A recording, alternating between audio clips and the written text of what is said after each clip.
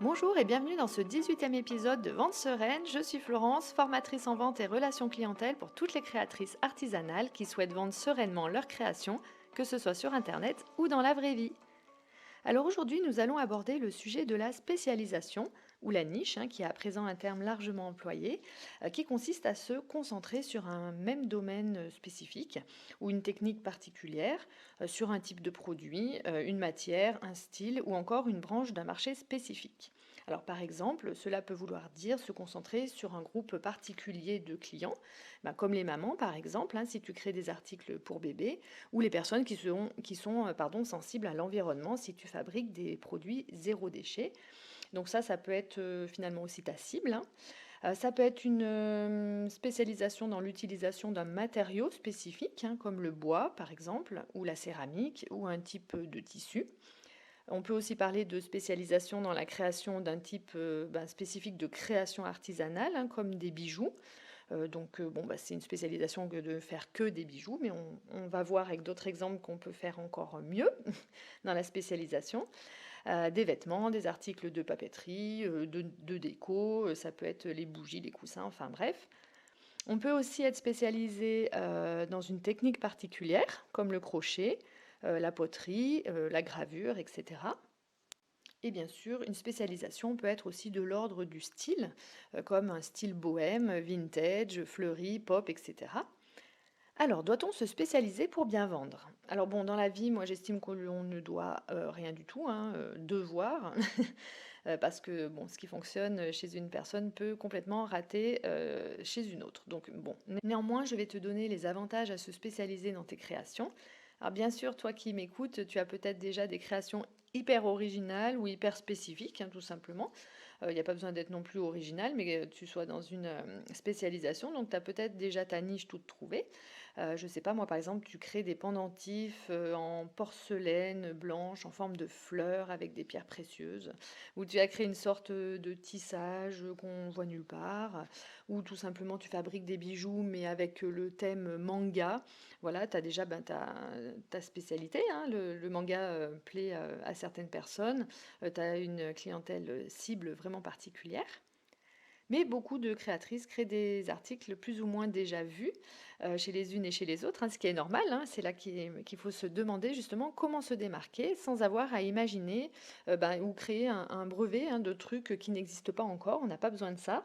Moi-même, en créant mes robes, j'ai rien inventé, tout simplement. Donc c'est le fait de se spécialiser dans un domaine qui va t'aider, à mon sens, à te démarquer de la concurrence et tirer ton épingle du jeu. Et même on peut peut-être même employer un autre terme que spécialiser qui est quand même fort et qui peut faire peur. Je dirais même plutôt au moins se différencier, trouver sa différence, une différence, un angle différenciant pour que tes créations et ta marque soient remarquées. Je vais prendre par exemple un exemple typique de ce que l'on voit en ce moment un peu partout, que ce soit chez les créatrices ou même maintenant à présent dans les enseignes classiques. Je vais parler des lingettes lavables. Alors les lingettes lavables, carrées, un côté coton, un côté éponge, même dimension, on les voit exactement partout. Donc malgré tout, si c'est ton truc de vendre ces fameuses lingettes, tu as bien raison, elles se vendent d'ailleurs très bien, il y a de la demande, donc c'est une bonne chose. Bon, il est nécessaire quand même de pouvoir te démarquer pour que, que tes lingettes lavables attirent les personnes. Alors oui, tu vas me dire, c'est déjà une spécialisation que de proposer des lingettes lavables parce que tout le monde n'en prend pas, etc. Alors oui, dans un sens, puisque tu as identifié qu'il y avait un marché, mais en soi, ce n'est pas une spécialisation si tu n'as pas posé un cadre, je dirais, autour de ces fameuses lingettes.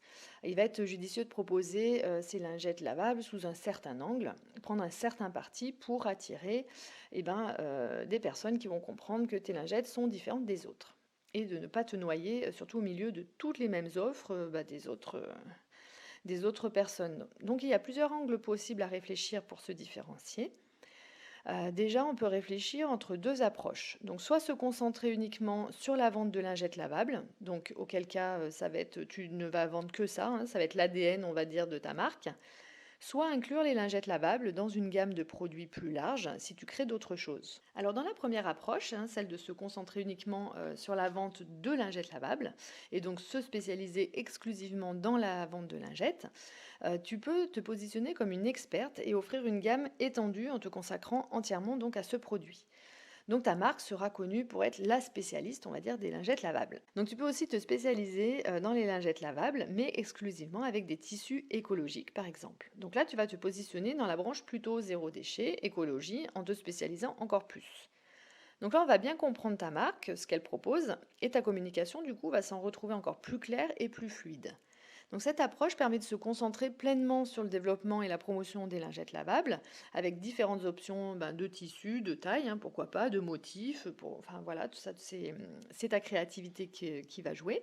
Et tu vas pouvoir mettre en valeur leur polyvalence, leur qualité, leur durabilité, leurs avantages écologiques et économiques, l'engagement envers une consommation responsable, etc. Donc ça, c'est en fonction aussi de tes valeurs et ce que tu veux faire passer comme message. Alors la deuxième approche, celle de créer des lingettes lavables et de les inclure dans une gamme de produits différents.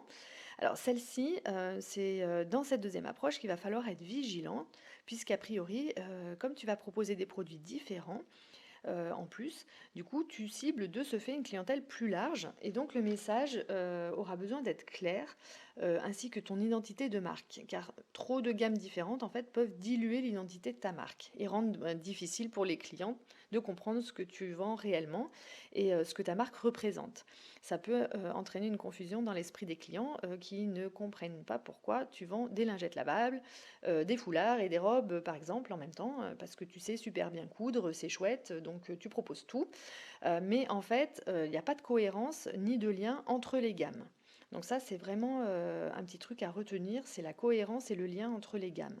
Donc si tu veux pas te cantonner par exemple à ne créer que des lingettes lavables, ce qui est aussi tout à fait compréhensible, il est important de trouver un angle commun à toutes tes créations pour que les clients comprennent de suite ton univers. Alors si on reprend un exemple, encore une fois, tu peux évidemment prendre l'angle du zéro déchet, si c'est par exemple une des valeurs qui te tient à cœur, évidemment, et tu vas peut-être créer de ce fait d'autres produits en rapport avec ce sujet. Ou un autre exemple, cela peut être aussi l'univers des bébés, où là tu vas créer non seulement les lingettes dont les mamans se servent pour leur bébé, mais aussi d'autres gammes pour bébés, je ne sais pas moi, comme les bavoirs ou enfin ce que tu veux. Et là ton univers il va être celui des bébés, donc il n'y aura pas de confusion dans l'esprit des clients.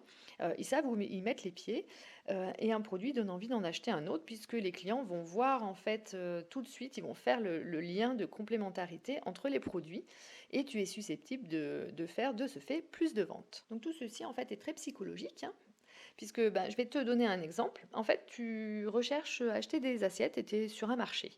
Et puis il y a un vendeur qui a un énorme stand où il vend des assiettes, des casseroles, des chaussures, des fermetures éclairs, des tire-bouchons, des chapeaux, des ballons, enfin tu vois un peu le stand qui existe, donc c'est un peu la foire fouille, tu vas peut-être dénicher un truc, mais globalement son stand n'est quand même pas hyper attractif. Sauf si tu flaires le petit prix, enfin ça c'est un autre sujet. Donc il a un petit peu de tout. Donc bon, admettons, tu vas aller voir un peu les assiettes. Et à côté, tu as un stand où la personne ne vend que des assiettes. Donc comme tu étais venu pour acheter des assiettes, tu vas, à mon sens, quand même 8 ou 9 fois sur 10, avoir plus confiance en la personne dont c'est la spécialité, puisque il va tellement bien parler de ses assiettes parce qu'il connaît bien son produit, que ça va t'attirer. Et puis ils vendent quasi que ça, et puis tu vas finalement les acheter chez lui. En prime, tu sais qu'il propose aussi les assiettes à dessert, les bols et les mugs coordonnés, et là tu as un peu tout envie d'acheter finalement. Alors que sur le premier stand, le vendeur n'avait que des assiettes plates, blanches, voilà, bon ça t'allait peut-être bien, mais tu vas certainement t'arrêter là. Alors oui, bien sûr, il les vend, et oui, bien sûr, il a aussi des clients qui les achètent, heureusement pour lui. Cependant, le fait qu'il ne soit pas spécialisé, il peut générer moins de ventes complémentaires. Parce que les personnes qui achètent des assiettes peuvent être intéressées par les articles connexes et donc cela augmente donc le panier moyen. Alors oui, tu vas me dire que tu peux aussi acheter un ballon pour ton gosse sur le premier stand, et il propose un petit peu de tout, donc ça lui fait aussi plus de ventes. Mais tu m'as comprise, en fait, le but, c'est aussi que les clients reviennent sur ton stand ou dans ta boutique. Et de ce fait, même les clients qui ont par exemple acheté les assiettes chez le vendeur spécialisé, admettons qu'ils n'achètent rien d'autre ce jour-là, mais ils savent que s'ils souhaitent acheter les produits de la gamme complémentaire, les mugs, les bols, etc., ils pourront revenir vers lui. Ce qui ne sera pas le cas avec le premier revendeur qui vend un peu de tout. Alors évidemment, ça ne veut pas dire que le vendeur qui vend de tout ne gagne pas bien sa vie, c'est juste qu'il est obligé d'élargir déjà sa communication à un public plus large, et il a moins de clients fidèles certainement. Il est aussi plus soumis à la concurrence directe avec des spécialistes du coup de chaque catégorie de produits.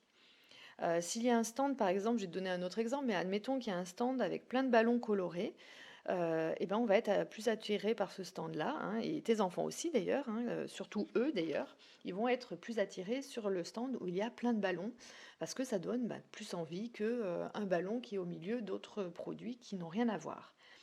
D'ailleurs, c'est simple, hein, tu mets un enfant devant un stand qui vend des bonbons aussi, et un stand, je sais pas, qui fait un peu boulanger, où il y a du pain, des brioches et puis un petit peu de bonbons, et ben, l'enfant, à mon avis, 9 fois et demi sur 10, il va se diriger tout de suite vers le stand de bonbons qui est très coloré, qui fait vraiment envie parce qu'on ne voit que ça.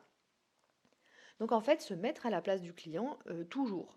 Moi, ça c'est vraiment le conseil numéro un, c'est de se mettre toujours à la place du client. Qu'est-ce qu'il aimerait voir sur une boutique, et cetera? Est-ce qu'il aime plutôt la foire fouille? Alors on peut aimer aussi, hein, la foire fouille, hein, puisque, bah, les magasins Action, et cetera, ça marche bien, mais justement, on y va souvent parce qu'on ne cherche pas forcément quelque chose de précis. Donc se spécialiser n'est pas obligatoire, hein, j'insiste là-dessus. Il n'y a pas de loi dans la vente, hein. Il y a des entreprises qui fonctionnent très bien en proposant un maximum de choses. Cependant, avec la concurrence de plus en plus rude, à mon sens, il est quand même nécessaire au moins de trouver un angle différenciant ou un univers bien à toi pour que tu puisses te démarquer et que l'on pense à toi pour ses achats. Voilà, bien écoute, je serais ravie que tu me dises ce que tu en penses. Est-ce que tu as réussi à avoir un univers à toi ou si tu préfères pardon, proposer une multitude de choses. Pour cela, il y a différents moyens de le faire. Tu peux laisser ton commentaire ou tes questions sous la vidéo YouTube où le podcast est également présent ou sous le post Instagram dédié à cet épisode. Il est facile à retrouver, hein. Tous les épisodes sont de couleur violette sur mon feed Instagram. Je t'invite bien sûr aussi à liker et à partager ce podcast à tes amis créatrices si tu veux les aider et me soutenir en même temps pour que le podcast grandisse. Je te remercie une nouvelle fois pour ton écoute et je te dis à bientôt pour un prochain épisode.